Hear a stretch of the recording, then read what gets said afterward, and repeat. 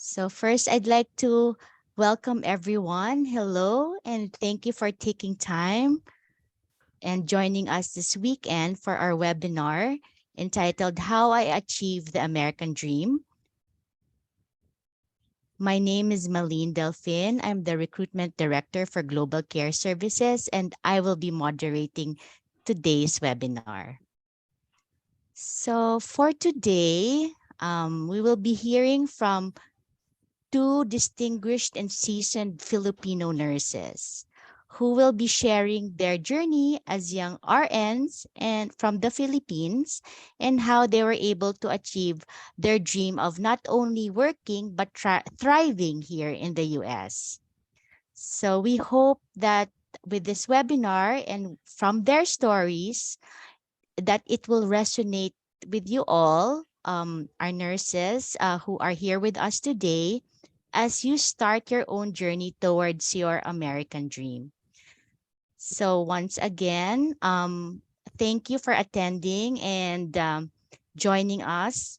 So I'd like to share some reminders for everyone. So while we're waiting for some other participants to join, so just to let everyone know, all cameras and mics will be turned off so we can give attention to our resource speakers.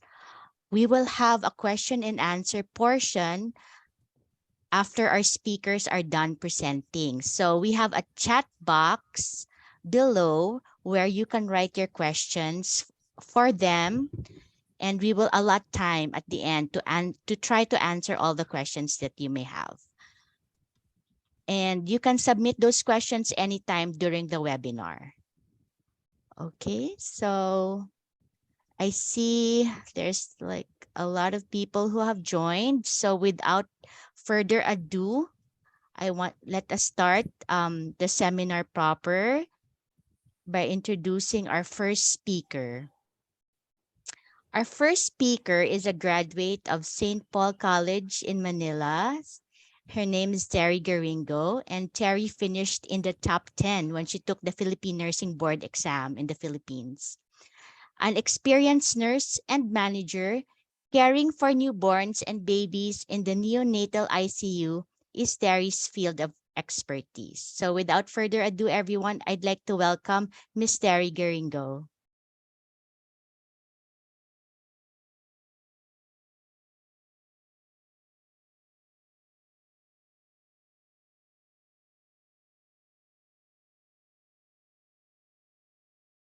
Terrie?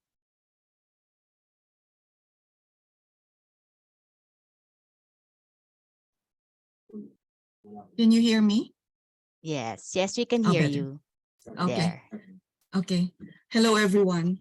My name is Terrie Garingo, and I am delighted to be one of your panelists in our webinar today.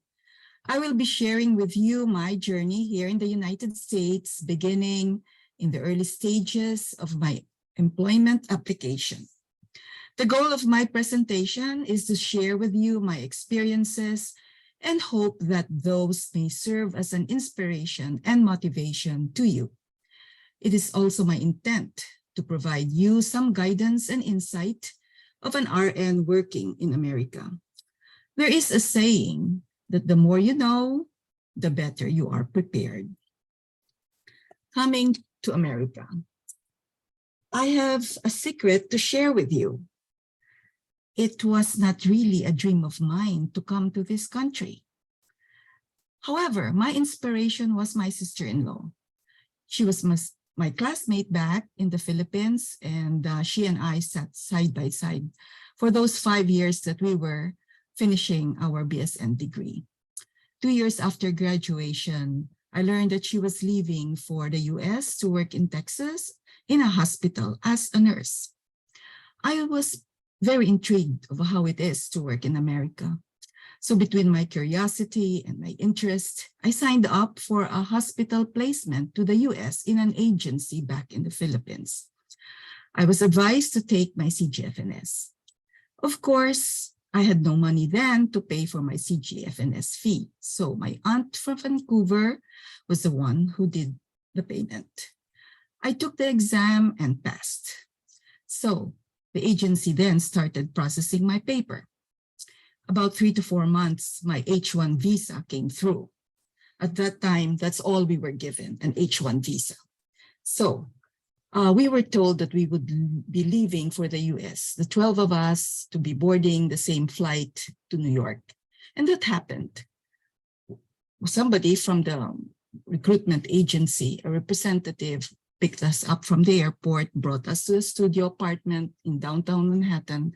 And so the 12 of us were there and stayed there in that apartment, in a small one-room apartment, for the next 3 to 4 weeks until each one of us are able to get our own place to live that's close to where we are supposed to be working. Hospital, but not really. That's me in the picture with a colleague of mine. At the background is the Flower Hospital that was the petitioner of my H1 visa. So that name was really misleading. Back in the Philippines, we were told by the agency that we will be coming to New York and working in this hospital, which caters to the very distinguished personalities here in the US. And who would think otherwise? That hospital is right in Fifth Avenue of Manhattan, New York. Well, to our surprise, when we got there the first day, that hospital turned out to be a skilled nursing facility. It was for the severely disabled, developmentally disabled pediatrics. It was a subacute and a long-term care facility mix. So what do you do? When wet, might as well swim. That's me in the picture. And that's one of the patients that I took care of then when I was in the skilled nursing facility. She's actually a pediatric, maybe about 15, 16 years old. So I worked on a limited permit because then you cannot take NCLEX in any part of the world other than when you are in the US. I was working under the supervision of a New York State registered nurse. What is it like to come to work in a skilled nursing facility in a day? I got into my, floor, received the endorsement, started checking the doctor's order, you give the medications, you give the treatment, you do your rounds, you make referrals if needed, and you do documentation. So basically those are the most important routine that you have to do when you work in, I guess, not only in a skilled nursing facility, but in a hospital as well.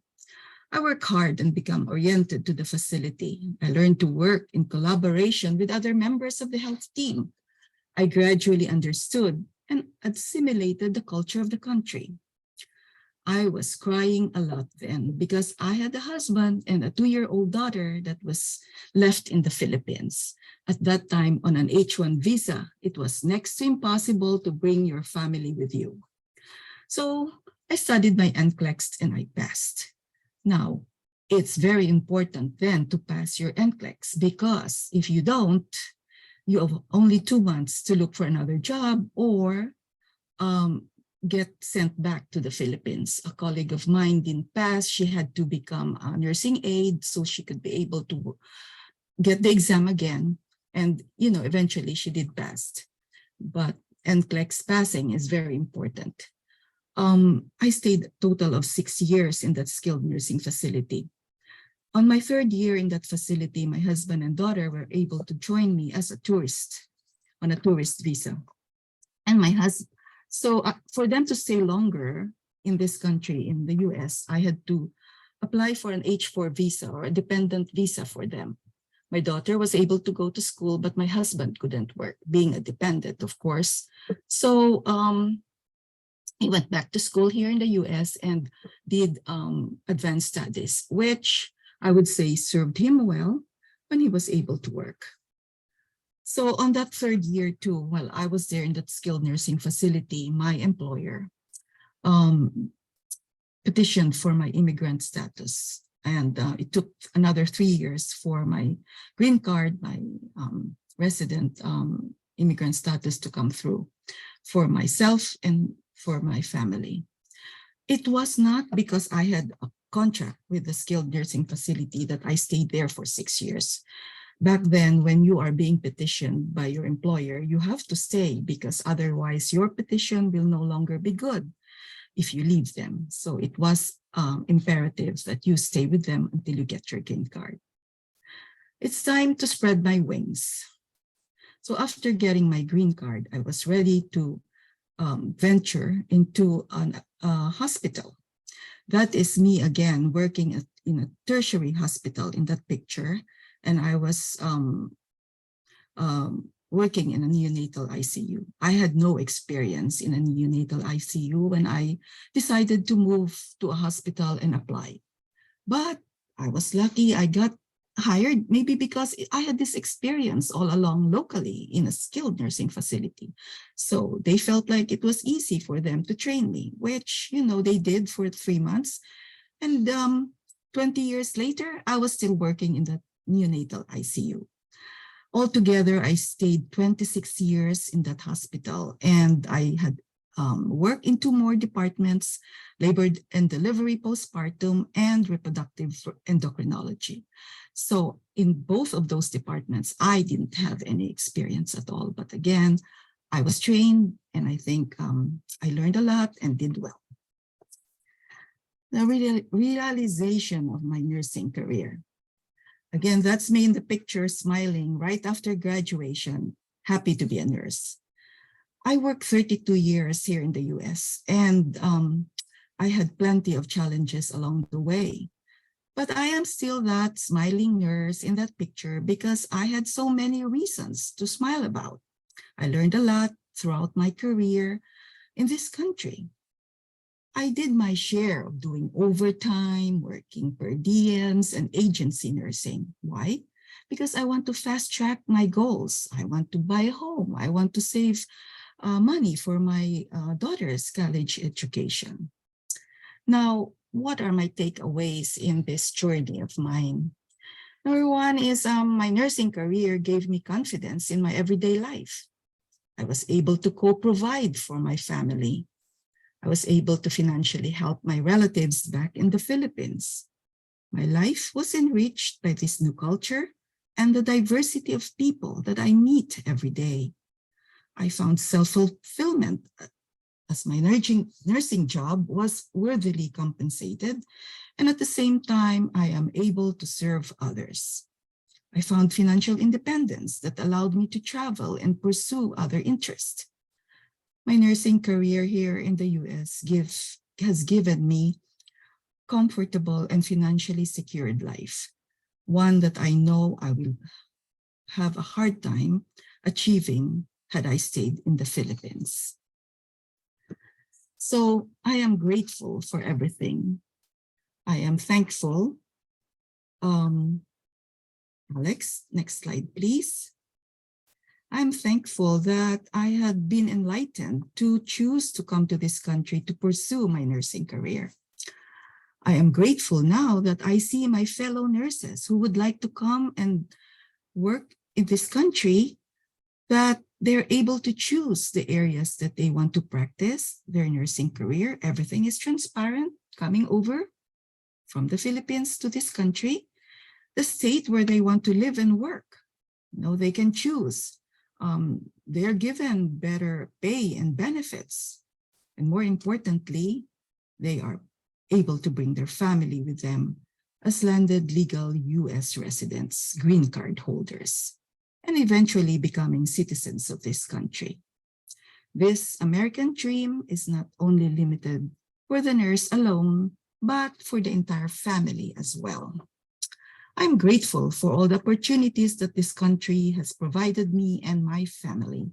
And lastly, I am grateful for all of God's blessings. So for those of you who dream of coming to this country to pursue your nursing career, this is what I would like to say to you. Go for it. It will be the best decision you will ever make for your nursing career, for yourself personally, and your family. I wish you success and fulfillment in your nursing profession. in your nursing work here in the US. Good luck. I wish you all the best. Thank you. Thank you, Terrie. That was such an inspiring story, and we are thankful for the takeaways that you have shared. So I just want to remind the participants that um, please write your questions in the chat box. We have with us today two nurses who have successfully built careers not only in hospitals but skilled nursing facilities as well.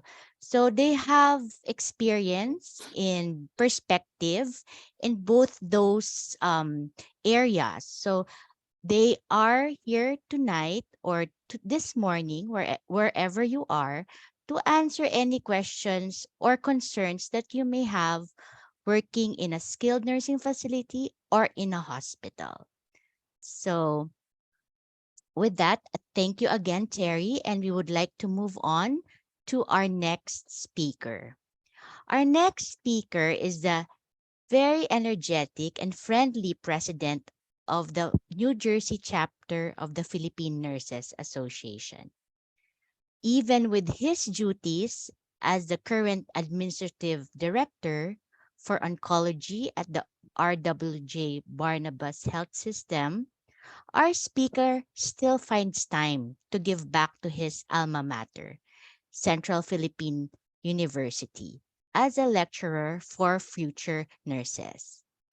So without further ado, let's all welcome Jonathan Gapilango. Hi, good evening. Let me share my screen first.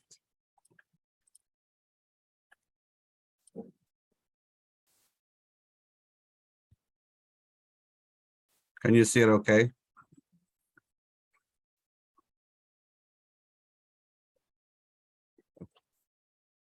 Alex, is my screen okay in the screen? Yes, all good. Okay, good evening, everyone, and good morning if you're in the Philippines or other parts of the world. So as what Malene said, my name is Jonathan Gapilango. I'm here currently based in New Jersey, and with Terrie, I am very excited to share to you our humble beginnings here in the United States.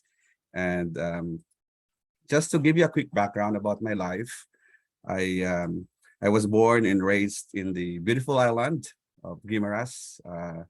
It's between the Iloilo City and Negros Occidental, of course. And we are known for our sweet mangoes. As you know, we are popular for that. And I was raised there, and unfortunately, a tragic event happened in my life.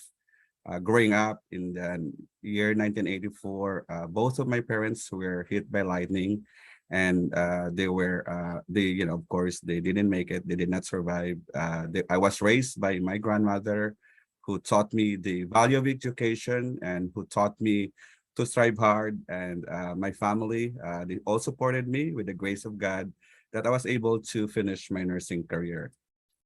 So I graduated in 1993 at the first nursing school in the Philippines, Central Philippine University, which is based in Haro, Iloilo City. And after graduation, at the time, we have to volunteer to get our experience. Is in some of you might be aware that at that time, to get an experience, you have to pay for it. I know this time you don't need to. So I volunteered in our base hospital, the Iloilo Mission Hospital, for at least a year. And after my when I was doing my volunteer there, I also went ahead to pursue my master's, in science and nursing at CPU, because at that time I was already a graduate, and my family here in the US will not support me if I'm not going to school. So to get some tuition, to get some allowance, I enrolled in in the master's program, which I did not regret anyway, because I was able to use it in my teaching career, both in the Philippines and here. And 1994 to 1995, I was a clinical instructor in West Negros College. I think right now they are under STI University. And in 1995 also, somewhere in 94, I have to take a CGFNS, the Commission on Graduate for Foreign Nursing School. At the time, we have to do that to migrate to the US. And then in 1995, I believe it was sometime in July, I got my visa to, to work here in the US. We were given a special visa. It was for special for nurses because of the shortage then. We were given the H-1A visa, and that's why we were able to leave the country in a very fast manner. So I left the Philippines in 1995. I first arrived in the state of Illinois, Chicago, Illinois, where my petitioner was.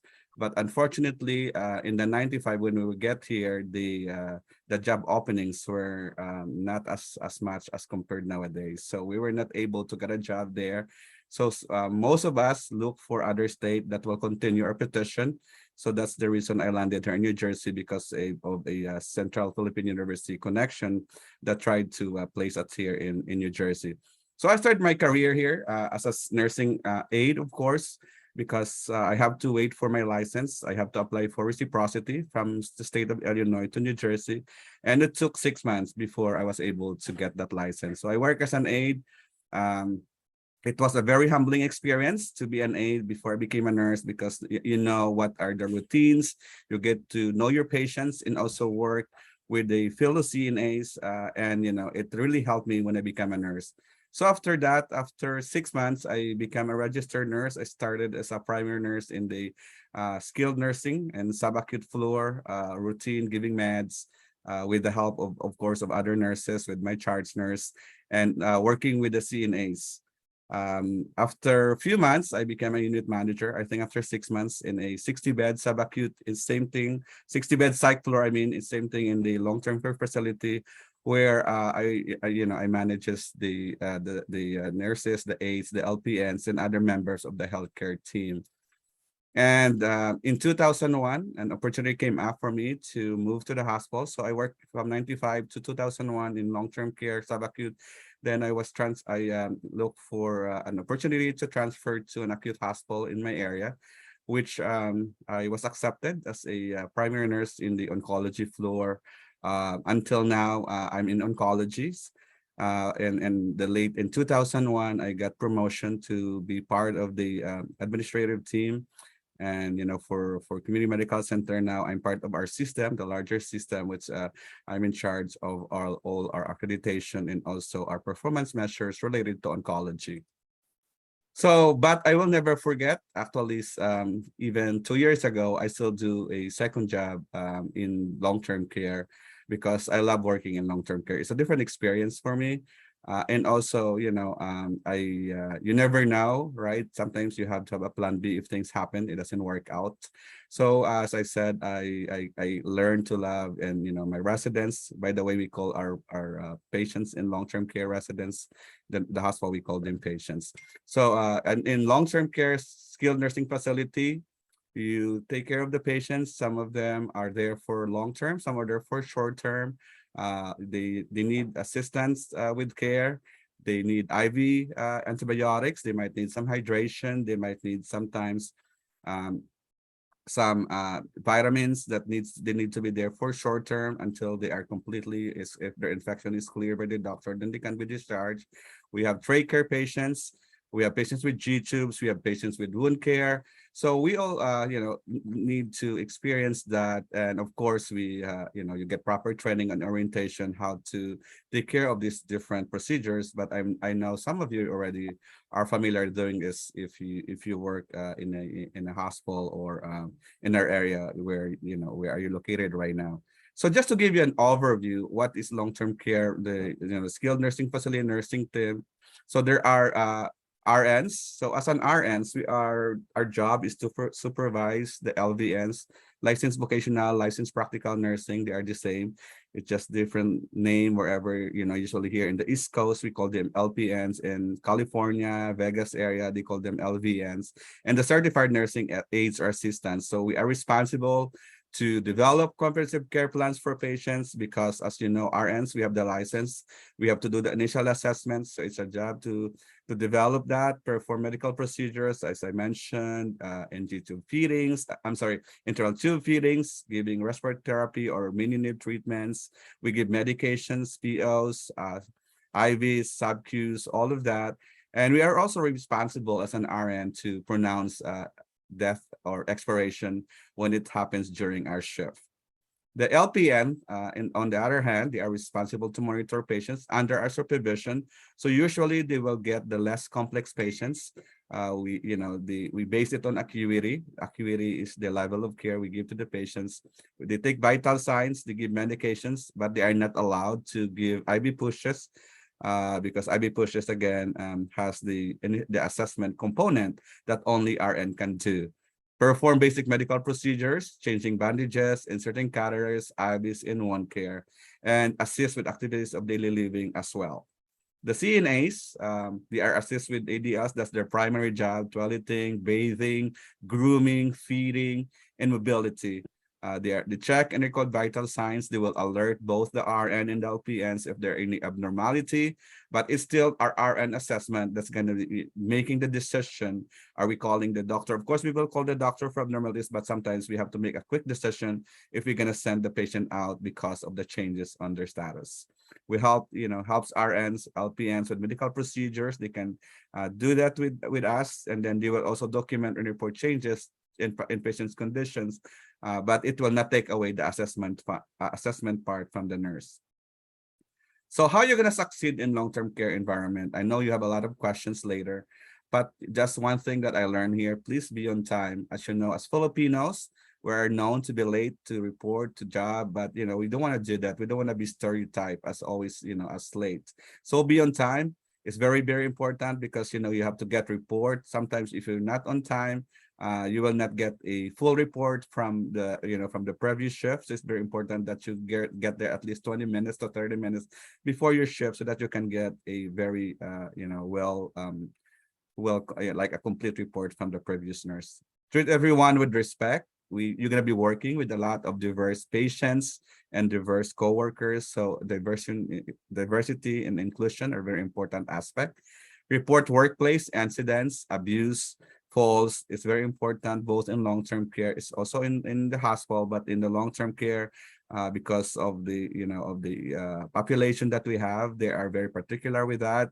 So there's paperwork that's going to be involved, when things happen, when incidents happen, that you are the witness or you are the nurse taking care of the particular patient. Of course, you're going to be given employee handbook on your orientation, that where you're going to be properly taught all the procedures, all the needed documentations, and also the policies of the hospital, and also your job description. Since, as Marlene mentioned, I'm the current president-elect of the PNANJ, I'm going to put this as a quick reminder. I'll be sitting as the president 2024 to 2026. So we welcome you here in New Jersey. We are very supportive. Our new nurses that arrives here. We provide education. We have a lot of networking activities, and we will help you adjust and acculturate here in the USA. So food for thought. As nurse here, we'll always, as they said, that a nurse will always give hope, an angel with a stethoscope. And the patients, they may never forget your name, but they will never forget how you made them feel for that day. As nurses, we have a special touch to our patients. And one thing I can also tell you, I'm not telling you that it's going to be getting to be easy here, but it's going to be worth it according to Art Williams. So your American dream, there's a lot of advantages, not only for yourself, but you can help your family and others to be able to live in a comfort way, because there's a lot of opportunities here. It's limitless. You can work, you can do 2 jobs, whatever you want. But as again, it's a very fulfilling job to be a nurse here in the United States. And without that, I said I cannot also help my own family, and I will not be where I am today. So I will be forever grateful, of course, to our God Almighty, but also for the opportunity to work here in the USA. Thank you so much for your attention and time. That's my email if you have any questions, and hope to answer some questions that you have for us. God bless everyone. Thank you, Jonathan. Thank you for the tips and the takeaways. Those are very helpful. You're So welcome. we have come we have come to the question and answer portion of our webinar. So it's very exciting. We have some questions that from our participants. No? So I'm going to start it with the first question. So someone wants to know what is the difference between a nursing home, skilled nursing facility or SNF, or long-term care facility? So pag sinasabi daw yung tatlong terms na yon, is there any difference or what are the similarities? Anyone can answer. Jonathan or Terry can answer. Jonathan. Ladies first or gentlemen first? Okay. So usually when we say when you work here, it's gonna say let's say for example, I used to work complete care nursing and rehabilitation center. So it's a long-term care with a rehab. So in the area inside, it's separated. There's a skilled nursing facility inside, which is called also subacute, and also we have a long-term care. So divided. So yung subacute, they are there for short term, depending on their condition, depending on what's the diagnosis of admission. So they might be there for antibiotics, they might be there for rehab because of a fall. So they will be able to go home. So some stay for 5 days, 10 days, 20 days, it depends. And then the long-term care, they will be there, unless things happen forever. So mostly they're gonna be their home because they cannot function. They need help with their activities of daily living. Some of them have stroke, dementia, congestive heart failure that they cannot manage. They need the nurses to give their medication, to do their treatment, to do their blood sugar check if they're diabetes patients, and all those procedures that they cannot at home. And of course they need to for their safety, they have to be in the long-term care. So that's the difference between the two. And I know Terry can add to that because she had also had a very wide experience in long-term care. Yeah, so again, let's start from the nursing home. The nursing home are mostly elderly patients. That is their home. That is where they stay until they die, or they get to go to the hospital. And if they get better from there, they go back to the nursing home. Now, a skilled nursing facility has these two components. One is the subacute and the other one is the long-term care. In the subacute, you would consider that as a step down from an acute care being that the hospital. So most of your patients come from the hospital, they go to the subacute, they're not ready to go home. How long do they stay there? Maybe a week or two. So they rehabilitate, they recuperate. Some of them would still need respiratory support or nutritional support. Some would need physical therapy, occupational therapy, and they would require 1 or 2 hours a day with this kind of intervention. Now, eventually they go home with a time period, hopefully in 2 weeks. If they're not ready to go home, they may be transferred to a long-term care component of that skilled nursing facility. In that long term, normally they're there for a month or 2, maybe the most, because then insurance is not going to pay for that. So in the long-term care section of the skilled nursing facility, they're mostly stable. They're stable, but they would still require some intervention, like their medications. Like they probably still need a little bit extended physical therapy. Now, the ratio of the nurse-patient in a subacute probably is about 1 to 7 in a given shift, maybe a little bit more in the night shift. You will be working with a nursing aide. There will be other nurses there. You'll have a supervisor. You may have a charge nurse too. Now, it's almost like an acute care setting. Again, in the long-term component, their patient ratio would be about 1 to 15. Now, you would be a little bit alarmed with 15 patients. You have to remember these are stable patients. Okay, what do they require? Giving medication, maybe treatment. just to oversee that they're getting ready to go home. There will be nursing aides there too. The nursing aides are responsible for their activities of daily living. They bring the patient to the bathroom, they give the bedpans, they change the beds, they feed the patient, they ambulate the patient. So your role basically is medications, carrying out the doctor's order, you give endorsement, you document, and you, of course, do your rounds, which is very important. So I hope that was of a help. Yes, I think that was a very specific explanation of the difference between the SNF, nursing home, and long-term care facility. So in connection with that, Terry and Jonathan, some are concerned that if you start with an SNF, you will not be qualified to be hired by a hospital. Is that a valid concern? That's not true because, as you said, as I said, I mentioned, I started my career in the nursing home, and they counted my experience when I moved to the hospital, and actually, they will give you proper orientation, of course, education, but they will consider your experience in the nursing home, and it's not, you will not be having a hard time, especially right now. So after you finish your contract, whatever you're gonna do, it's always you will be hard. It's not gonna be an issue. Yeah, totally agree with Jonathan, because that's where I started too. I thought I was going to work in a hospital coming from the Philippines. I landed in a skilled nursing facility, but I have no regrets at all. And I stayed there for 6 years, as I had mentioned in my story. And it taught me a lot. And of course, I was able to move to a hospital without any problems at all. The hospital saw that skilled nursing facility as a local experience. They knew that you were able to work there. It was,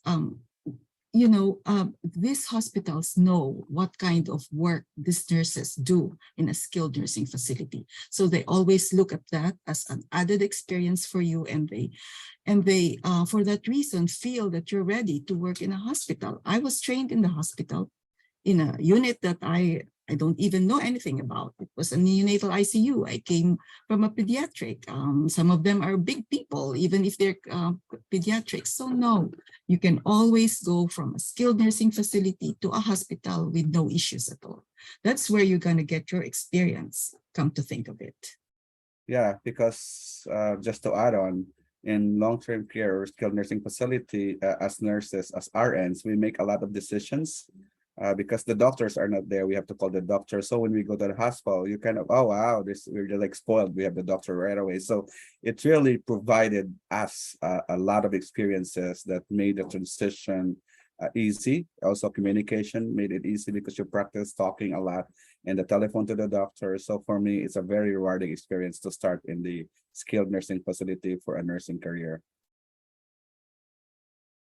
Okay, so is there any specific adjustments that you would need to make as a nurse coming from a skilled nursing, going to a hospital? Yes, your assessment skills, because in the hospital, we will deal, of course, with the acute patients. So, but you have a lesser ratio, it depends on what unit you're going to be working. When I was working in oncology during the day shift, I have 1 to 5 patients because of the complexities. So, you will be trained, your skill set training will be different, but our nursing home skills that I learned will be a good foundation. It will really help you a lot. And as I said, I will never regret. I will never trade my experience from the nursing home when I went to the hospital. That's why I still stay in the nursing home even 2 years ago. Medyo busy lang lately, kaya I cannot work in the nursing home. Okay. So I think in general, the question is, can we choose our shifts, whether it's a hospital or a nurse or a skilled nursing facility? Can the nurses have a say? Yeah, definitely. You can have you can ask for whatever shift you want, and generally they would give it to you. But if for any reason that shift is not available, they will always reassure you that in a matter of, X number of months or weeks, you can transfer. So they're very accommodating. And when you get your shift, you stay in that shift until you are ready to probably move to another shift. It's not like how we are back in the Philippines, where the nurses are rotated every 2 weeks from days to evenings to nights. In this country, we don't do rotations. It's either you're a day shift or a night shift. So you get to choose. If you don't want a night shift, you can apply for a day shift. But yes, you can choose your shift. Yes, I totally agree. Okay. So a participant is asking how long is the orientation period and if you are paid during that period while you are being trained. Yes, you are getting paid. So normally the orientation can be from 4 weeks to 8 weeks, depending on the way you observe your skill sets. There's gonna be an educator that's gonna be checking on you because there's like a set of goals that you have to meet weekly. An educator will go to you and tell you what's your progress. Also, will be working with your preceptor as well. So when you feel, let's say on the 8th week you're still not comfortable, you say I still need some help, let's say on IVs or wound, whatever it is, and there will give you some extension, so you will get paid. So depending on where you're going to be working, special areas, sometimes you might be having 3 months in the hospital. I know OR has longer, but if in nursing, it's between usually 4 to 8 weeks. Some long-term care might give up to 12 weeks, but that's the average. I can say 4 to 8 weeks in my own experience. Okay, thank you for that. So there is a participant who is asking, he is a nurse here in the UK working in a hospital.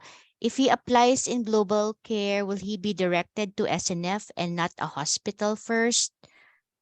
So Terrie, I think it would be the Yeah, best I would be person able to to answer answer that. that. So I Okay. am very fortunate to be a part of the GlobalCare services, and this is what I will have to tell you. I actually do screening interviews with the applicants that have applied or are wanting the GlobalCare to help them with their journey to the US. Now, there is a screening process. We look into your resume and see the kind of experience that you have and what X number of years did you have. And we also have a guideline as to where the hospitals would be needing the kind of experience that you have. So when we see that you do not have the experience that is that matches the hospitals that we have, what we do is try to redirect you. For example, you work in a community setup as a nurse, and you would like to come to the hospital. It's very hard, to be honest, to say that, yes, you can come, because the hospitals normally would ask for 3 years. And if you have been working in an outpatient, in a procedural unit like in the endoscopy, in cath labs, or if you are doing community health nursing, the hospital will probably not consider you because you do not have that experience. So you will be wasting your time, really, if I have to be honest, by insisting on the hospital. So I, we and my other recruiter or screener also do this as part of the interview screening to redirect you. So we always try to suggest the skilled nursing facility, because that is where you will get your local experience, your bedside experience. We only have 2 years right now contract, and so it's so easy to transition from a skilled nursing facility to a hospital. And we have discussed that a few minutes ago, where, you know, the moving to the hospital from a skilled nursing facility is so easy. That is where you're going to get your bedside experience. That is where you're going to get back your skills. That is where you're going to hone your critical thinking. You're going to get into the real sense of a nurse if you want to work in a hospital. So Yes. yeah. Yes, and in connection, a participant is asking if EMS is accepted as previous experience. So that is counted, right, Ms. Terry, in considering the entirety of that applicant's experience. You have to EMS. you have to remember what the EMS do. The EMS actually are first responders, right? As you know, as you work in the hospital, you're also a first responder. But what do? So they do CPR, maybe they insert IVs, they do a short evaluation or assessment of the patient, and then they transport the patient from wherever, from home, from wherever the EMS was called. So you bring this patient to a hospital. Now, you have to remember that that's all the exposure that you get with this patient. It is so different when you're working bedside, where you get to work a full 8 hours, a full 12 hours, be actually there to assess, to give the care, to intervene, and to work with doctors. So if you ask me honestly, is that commensurate to med-surg EMS nursing? I would say no. Maybe if you could work in an ER setup, yes, because again, ER is triage. That's just like what you do probably in an EMS. So yeah, ER, yeah, by all means you can work there, but in a med-surg floor, you may have a hard time, because then the med-surg involves more than just a quick assessment and a quick intervention of a patient. That is my take. I don't know. Jonathan, how do you feel Do you have about any it? thoughts on that? Yes, Jonathan. Yes, I agree. So EMS experience would probably, when you transfer to the hospital after your experience in the long-term care, will be counted. But in the long-term care, because we deal a lot of admissions, different procedures that we mentioned earlier. So EMS at this time, I don't, it's not counted as part of the experience for the long-term care. But definitely, once you develop your 2-year career in long-term care, it's gonna be of an advantage for you when you transfer to the hospital, combining your experience with long-term plus EMS. You will be quicker to be accepted in the emergency room area, as what Ms. Terry mentioned. Okay, so I just want to quickly address this question. Is GlobalCare a direct hire or an agency? We are a direct hire. So GlobalCare Services has hospital and skilled nursing facility clients, and the nurses will be the employees of those facilities. So moving on, is the employer, meaning hospital or skilled nursing facility, supportive of continuing education for their nurses? Yes, very, very supportive. They supported me on my certification exams. They supported me on my going to school. And school right now, we have a tuition reimbursement depending where you're going to be working. It will vary, some states, some hospitals, but most they give us, like in here, around 5,000 per year. But some hospital, I said, if you're New York based, it can be higher because the standard of living. So it can vary from hospital to hospital, state to state. But yes, very supportive. Yeah, I would like to add also that most hospitals and even skilled nursing facilities, they encourage the nurses to attend conferences and trainings. So, and they reimburse you for that. So you get to go to other places here in the United States to attend conferences, and you get paid for those conferences. Whatever out of pocket you spend, they will reimburse you. And also for those days that you attend the conferences, they will also pay you like you would be working in a regular, your regular shift. So yeah, they're very supportive. So they have a budget for education. Yeah, they do. Yes, so that's good to know. So Okay, so there is a question about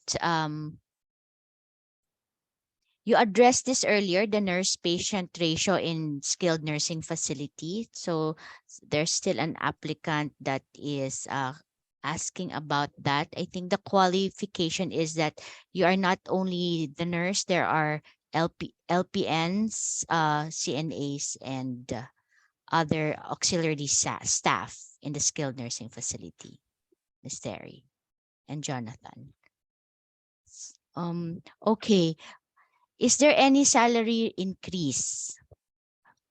So Definitely. how yes, I think this is a easy question, definitely. Mhm. Someone Yes. is asking, okay. Once we sign up with GlobalCare, I think this is a Terry question. Are we required to be employed as a nurse while waiting for our US visa? Do you want to take Um, a crack at that, Terry? Meaning employed as a nurse while Okay. waiting for a visa, meaning in the Philippines. Do you have to go back Meaning in the bedside? yes, meaning they're probably not doing bedside right now. So I without knowing the applicant's background and experience, I think that's difficult to answer. So I think they should just submit their resume to GlobalCare, right? Um so is current bedside experience required by hospitals Current. and skilled nursing current meaning they should be presently working. So that's about the same as the previous question you have asked, right? Yes. So the answer there is, see, in GlobalCare, we always provide these two options of nurses coming to the US. One is a hospital, the hospital route, and the other one is the skilled nursing facility route. Now, a nurse applicant who comes to us and would like to work in a hospital, if they have this experience, meaning bedside experience, whether it be in med-surg, depending on, we have like 5 states where we have these states have these hospitals that are requesting the GlobalCare services to provide them the nurses. So each one of them have their specific units that they would need the nurses. So there could be labor and delivery, there could be OR, there could be ER, there could be med-surg, of course, and I think there's also the oncology, right? So now, if you have the experience, definitely, meaning bedside, hospital experience, definitely your route would be the hospital route. We will support you on that. We will help you with your resume, present it in a better way that the hospital would be able to read it and be, it's going to be a comprehensive resume. And also we ask the applicant who has this experience to fill out the hospital form. That will all be presented to the hospital. The hospital will look at it and they'll give you an interview. That's the route, one route of coming to the US, which is the hospital. Now, that is when you have the experience. Now, when you don't have the experience, we would suggest mostly to the nurse that the skilled nursing facility route is the best way. Why? Because you come to the US, get your experience, and number 2 is you come to the US and you're an immigrant. Where else can you find that? It's the fastest way, even faster than the hospital route sometimes, because then with the hospital, some hospitals would be needing nurses from a specific unit. So sometimes if you have a med-surg experience, you may have to wait until this hospital has opening for med-surg. Now, if you have an OR experience and that's all you want to do, then you have to wait a little bit until this hospital is recruiting for OR experienced nurses. Whereas if you go skilled nursing facility and you do not have the experience, right away, GlobalCare services working together with Complete Care as the administering umbrella, or it's the mother of all the skilled nursing facilities that we in GlobalCare place our applicants. This Complete Care has authorized GlobalCare to accept the applicants as their representative. So we have the authority to place these nurses once we interview them. So right away, we informed the applicant that through the skilled nursing facility, if they would accept the placement agreement, it is a contract between GlobalCare services and the nurse for exclusivity in the working relationship, meaning you sign this, we will place you in a skilled nursing facility. It is the fastest way of coming over. And as soon as you come to the US, that placement agreement will no longer be in effect. What will take effect is the skilled nursing facility contract with the applicant or the nurse. And for now, the skilled nursing facility contract is 2 years. It's the best and the fastest way really to get your experience and coming here as a landed immigrant. Again, working in a skilled nursing facility, you can always go to a hospital as soon as you finish your contract with that skilled nursing facility. It would be a very good local experience. Okay. So thank you for that, Terrie. So we have time to answer 2 more questions. There is a question about how does the facility or hospital protect nurses from abusive patients? Is that something you can address, Jonathan? Oh yeah, so there's policy in place, not only abusive patients, but abusive family members as well. So there's a proper way. So we have to report them right away. Of course, we are, it's going to be investigated. Statement will be taken on both sides, and there's policy to protect us. But always, if we felt patients or family are in control we can always call, our supervisors, or even there's a number that we can call the 911 to call the police officer to help us. It happened to me one time. That when I was working night shift as a supervisor, there was a family that's threatening to bring a gun to us. So we call the police. There's a policy, you will be oriented, but in any you felt your life's in danger, there's you can call 911 and call your supervisor, of course, and proper steps will be taken to those abusive patients. Then I said investigation, of course, due process will be followed. Okay. Thanks for that. And our last question, will GlobalCare reimburse and collect English exam, visa screening, etc.? So that's a Terrie question. That's a Terrie question. Yes, definitely. Yeah, definitely. We will reimburse all that and more to offer. There's more to offer you. Okay, thank you for that. So we have a lot of questions still.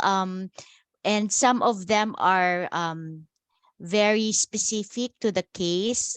We want the participants to know that we will try to address them with you. So we have your email, right, Alex?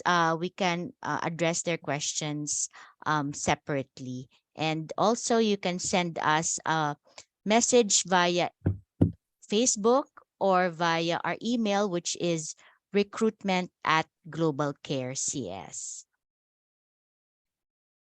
Okay, so with that, on behalf of GlobalCare Services and our president, Gina Avancenia, I want to thank Mr. Jonathan Gapilango and Teresa Garingo, our speakers for tonight. Thank you, Jonathan and Terrie, for sharing your time. You're welcome. You're welcome. And most of all, thank you to our participants who have taken the time this weekend to be with us. We hope that this has been very helpful for you. And we're going to have,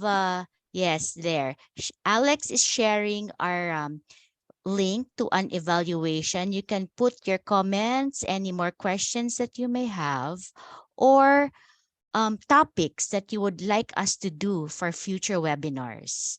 So we would like to get your comments on that. So if please take time to scan the QR code.